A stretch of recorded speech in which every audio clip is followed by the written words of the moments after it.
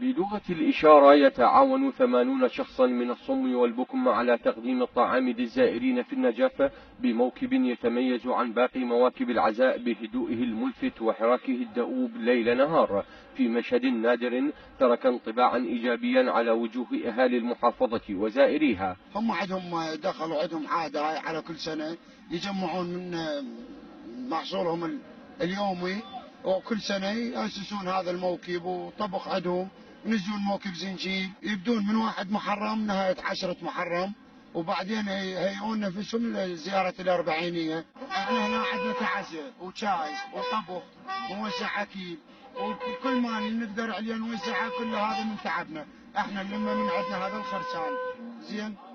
يجينا مثل واحد او متبرع او فد شيء، احنا اللي يجي يتبرع للحسن ما ناخذ من واحد ولا ندل الواحد الطينه، احنا ما عندنا، لا الحمد لله كله من عندنا.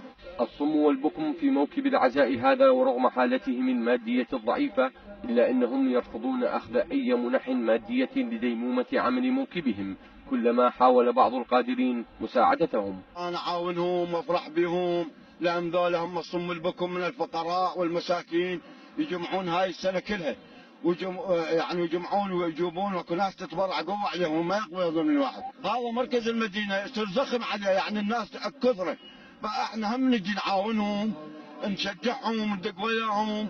ويتوقع أن تنطلق 18,000 موكب، ومنها موكب الصم والبكم باتجاه مرقد الإمام علي عليه السلام لإحياء طقوس الزنجيل والمشق والمشاعل حتى فجر 10 من محرم. من النجف طلال حسن، السومرية.